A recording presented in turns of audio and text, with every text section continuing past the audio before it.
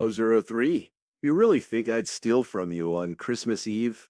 After everything I've done to fix things with you? Are you serious, Mom?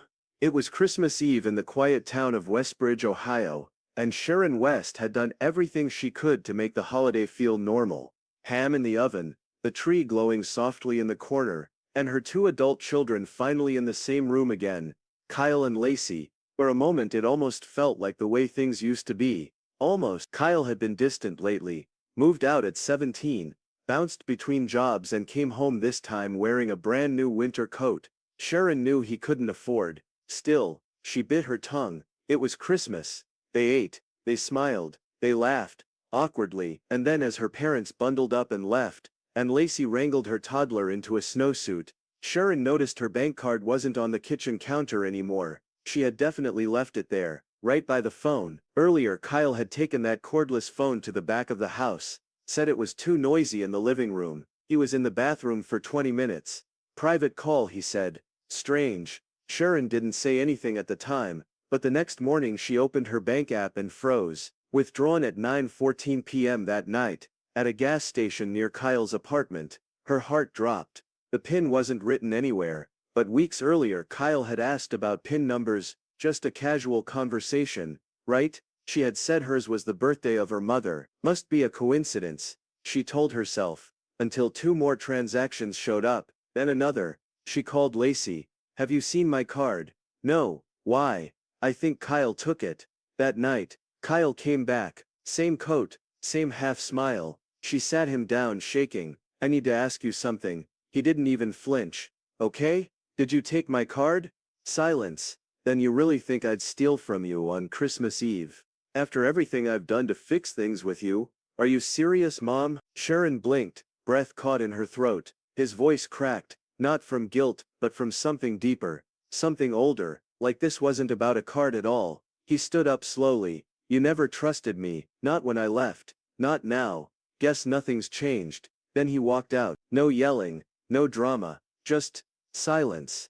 Sharon stood alone in the kitchen, heart pounding. She turned, ready to cry, and saw it. Kyle's coat, still hanging on the chair. Your son left. But your card kept moving, and someone tried using it again this morning. Are you sure he's the one you should blame? Sharon didn't sleep that night. Kyle's coat was still hanging where he left it, but no card in the pockets, no receipt, nothing. She flipped every drawer, overturned cushions, even crawled under the couch with a flashlight. Nothing. She called the bank first thing. The woman on the phone read out the transactions like a list of punches to the gut. $50 at Fastgo Gas, $20 at ATM Ridgepoint Mall, $60 online transfer to an unknown Venmo, and $100 pending.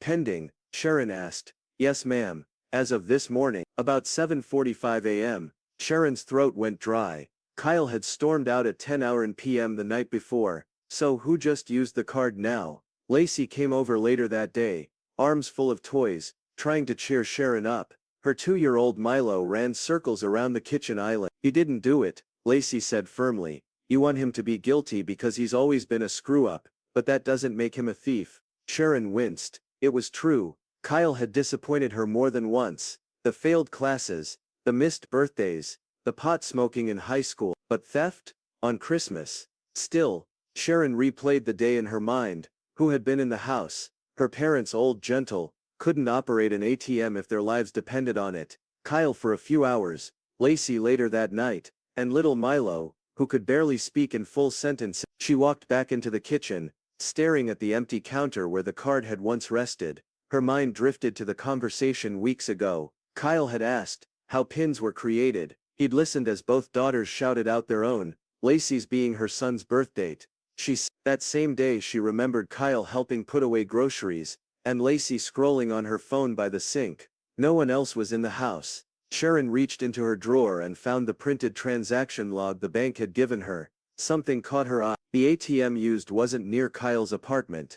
It was 2 blocks from Sharon's own home. She stared at it, puzzled. Her son hadn't even been around the day that withdrawal happened. She had been at work, but Lacey was off that day, and she had dropped by to pick up Milo's toy train set. Her chest tightened. Could it have been? No, not her daughter, but the timeline was off.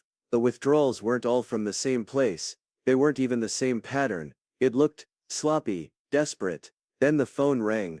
Mrs. West, this is Chase Bank Fraud Department. Someone just attempted to use your card at a supermarket, but the card's now been flagged and denied. You should be safe. But Sharon said, how? I thought the card was gone. It's not. It was just swiped, and it's definitely recent. Sharon's hands trembled as she hung up. If Kyle didn't have the card anymore, then who did?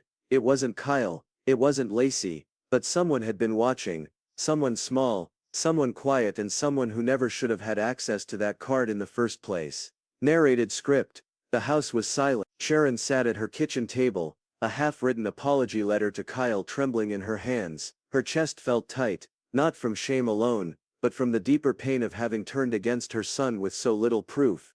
She had wanted answers. What she got was doubt. The card had been used again, but not by Kyle. The security footage Chase sent confirmed it. A blurry figure in a hoodie, clearly shorter than Kyle, lighter hair, with a toddler in tow. Wait, a toddler? She zoomed in. The video was grainy, but there he was. Milo, Lacey's son, which meant, she called Lacey. Hey, her daughter answered casually. I need to talk, Sharon said, in person. When Lacey arrived, Sharon didn't speak right away. She handed her the bank statement, then the freeze notice, then the photo still from the foot. I don't understand, Lacey said, her face blank. Tell me again, Sharon asked slowly, where you were this morning at 7:45. Lacey's expression flickered. Then I was at the store. I was going to return a jacket. Milo was hungry. I grabbed snacks. Sharon raised an eyebrow. With my card. Lacey's voice lowered. I thought I had mine. I swear, I must have grabbed it by mistake last week when you handed me that envelope from the drawer. I never meant. Sharon's blood. Last week, she had tucked the card briefly into an envelope of cash she gave Lacey for errands. She had forgotten completely. That moment. That detail. So small. So stupid. You used it 3 times. Sharon said. You transferred money. Lacey's face turned crimson. I was going to pay it back. I just needed to fix my brakes and get Milo's asthma meds. It was temporary. I wasn't trying to scam you. You let me accuse Kyle. Lacey's eyes filled with tears. You always defend him. I didn't think you'd go this far. Sharon turned away, disgusted. Not at Lacey, but at herself. The card. The misplaced trust. The assumptions. She had destroyed her relationship with her son because of fear and history, and had overlooked the truth hiding in plain sight.